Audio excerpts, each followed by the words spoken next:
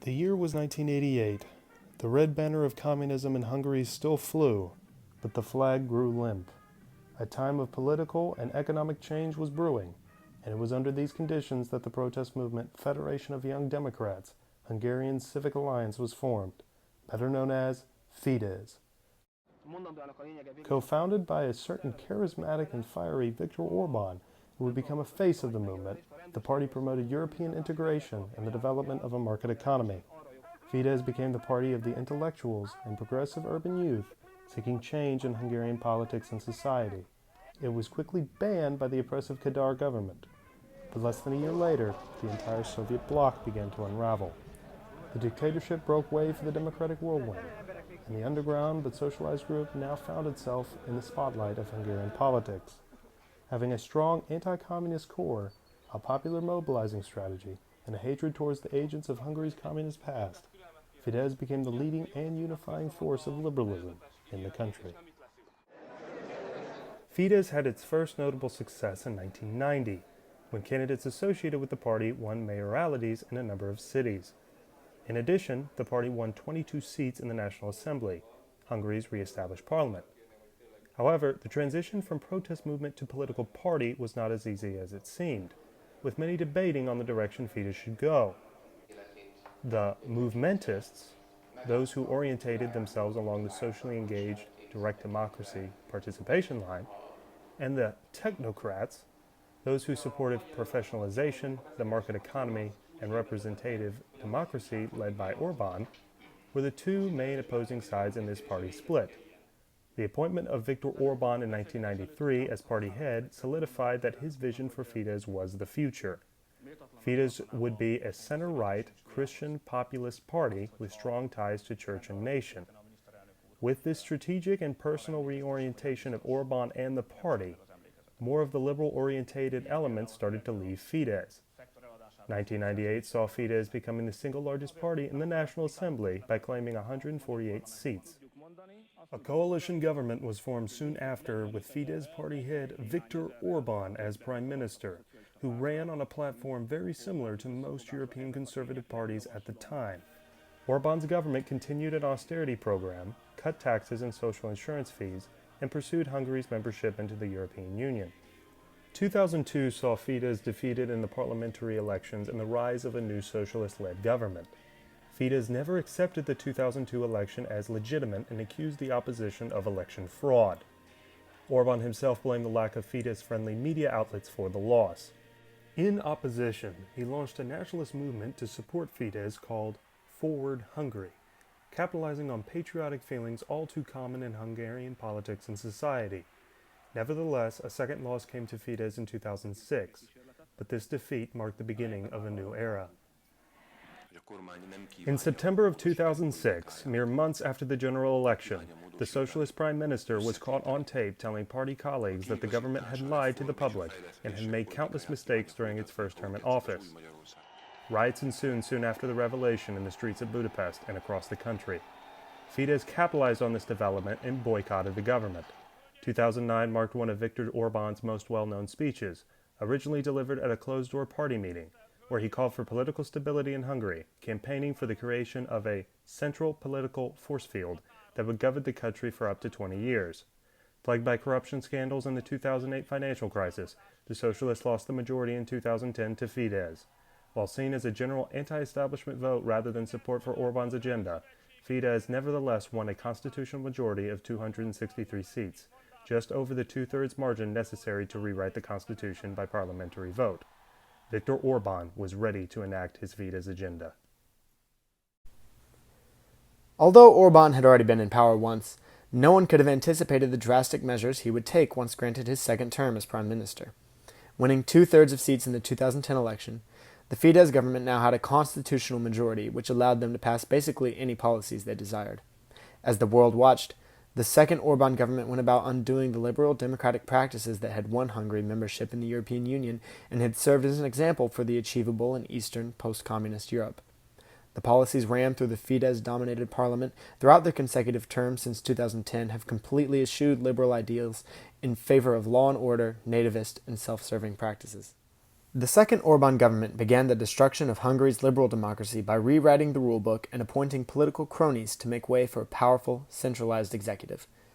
The two-thirds supermajority won in 2010 allowed Fidesz essentially free rein to change Hungary's institutions to their needs, since any proposal would be unopposed in parliament.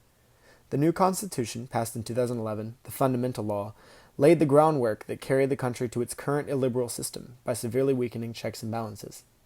In the wake of its passing, the Orbán government placed political cronies in major government positions and overhauled the courts with Fidesz-loyal judges, changed media law to ensure Fidesz presence and positive representation in the media, and overall created a corrupt, oligarchic network to bolster his executive power to unprecedented levels. Clearly, the financially corrupt and self-serving practices of the early Fidesz government can be criticized for not adhering to democratic ideals, but the far-right aspects of the party didn't truly come full force until after the 2014 election. With a constitution that reduced the number of seats in parliament and changed the voting system from proportional to mixed representation, Fidesz handily won a two-thirds constitutional majority again in 2014, extending Orbán's mandate to another term and emboldening his party to continue down the illiberal path. Szél Bernadett független képviselőasszonynak. Én normál hozzászólást nyomtam, mire ön közölte, hogy nem fog nekem szót adni. Én ezt ágában ne jusson, elnök úr. Hát ez, önök mondják, hogy ez nem diktatúra, ez egy szabad... Tisztelt képviselőasszony, ön bírálja az ülés vezető elnököt, ezért megvonom öntől a szót. A mai ülésnapon ebben a napirendi pontban The Fidesz party radicalized in the wake of the 2015 refugee crisis and the 2008 financial crisis, both of which Orbán saw as failures of liberal democracy to protect the economic and social integrity of their citizens. Offering the illiberal system as a more secure alternative, and emboldened by their 2014 election results, Fidesz felt confident moving forward with a barrage of anti-immigrant, law and order policies. One initiative of the third Orbán government was the construction of a razor-wire fence on the border with Serbia in 2015, which was later expanded to the border with Croatia. The anti-immigrant direction of the party was amplified also by a pushback law, under which undocumented refugees could be sent back to Serbia by any means necessary, bringing reported casings of beatings, dog attacks, and tear gas. The government has also taken measures to make life more difficult even for those granted permanent residence. The policy of withdrawal of integration support allows the government to send these individuals to the border town of Vemazbadi, where they are provided 30 days of board and food and then left to fend for themselves in the countryside. Finally, and perhaps worst of all, Hungary's so-called Stop Soros bill dictates that any NGO that sponsors the entry or stay of quote-unquote third world citizens will be classified as a national security threat, and their employees may even be subject to jail time. The blatant attack on liberal ideals, such as judicial independence and checks and balances, was a warning signal, indicating the authoritarian path Orbán intended on taking in his second term. His re-election in 2014 and the world crises of the 21st century only exacerbated the decline from democracy, as he took these developments as a green light to radicalize his party and promulgate anti-immigrant policies. Hungary once served as a hopeful model for post-communist democracy in Europe. Now, however, the Bertelsmann Foundation finds Hungary at 26th out of 28 EU states for democratic institutions and 27th for management of policies. With recent elections showing a slight decline in support for Fidesz, it is unclear whether Hungary will continue along its current path of illiberalism or if it will one day be able to restore the regional prowess it once had. We don't want to ingest a significant minority with a cultural nature and background that's different from ours. We would like to keep Hungary Hungarian. In July 2014, Orbán delivered a speech in which he outlined Fidesz's party ideology. Orbán openly admits that he not merely seeks to attack liberal democracy, but actually aims to establish an illiberal democracy instead. In the Fidesz's party understanding of history, the fall of the Soviet Union and communism in 1991 should not be regarded as the crucial starting point of modern times in history. Többé nem mint referenciapontot használjuk, sokkal inkább a 2008-ban nyilvánvalóvá vált nagy pénzügyi, világgazdasági, világkereskedelmi, világhatalmi, világkatonai erőátrendeződést tekintsük kiindulópontnak. Orbán promotes the idea that after the fall of communism, the episode of Western liberalism began. Post-communist countries like Hungary joined the system of liberal states. However, the advent of the global financial crisis in 2008 revealed how the post-communist countries were systematically deprived of access to political and economic power. Liberalism therefore failed as a form of state organization. By interpreting history this way, the failure of liberalism becomes the main reason for economic and political hardships that Hungary endures. At the same time, the blame and responsibility is taken off of the authoritarian state system of the Soviet Union for present circumstances.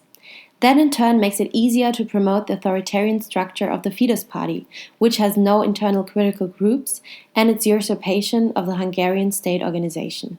Puszta halmaza, hanem egy közösség, amelyet szervezni, erősíteni és építeni kell. Ilyen értelemben tehát az az új állam, amit Magyarországon építünk, az illiberális állam, nem liberális állam. Nem tagadja a liberalizmus alapvető értékeit, mint a szabadság, és hozhatnék még néhányat, de nem teszi ezt az ideológiát az államszerveződés központi elemévé, hanem egy attól eltérő sajátos nemzeti megközelítést alkalmaz. The basic unit of the Hungarian state is the nation and not the individual person. If the Hungarian democracy is not liberal, there can be no discourse about who belongs to that nation. It is predetermined. In the case of Hungary, Jewish people, immigrants, and Muslims are not defined as part of the Hungarian nation. On several occasions has the Fidesz party declared the importance of a Christian Hungary. While some groups inside the Hungarian borders are not considered a part of the Hungarian nation, people with Hungarian descent that live in western Ukraine are considered a part of the Hungarian people. In the past, Orbán has specifically challenged the Hungarian-Ukrainian border, for instance by stating that Hungarian questions of the Second World War remain unresolved. Now, how is this national approach compatible with Hungary's membership in the European Union? What makes the Hungarian case exceptional is that the Fidesz shift to the far right happened while the Fidesz party was in office. Therefore, the Fidesz party is part of the European People's Party, the Christian Democratic and Conservative party bloc in the European Parliament.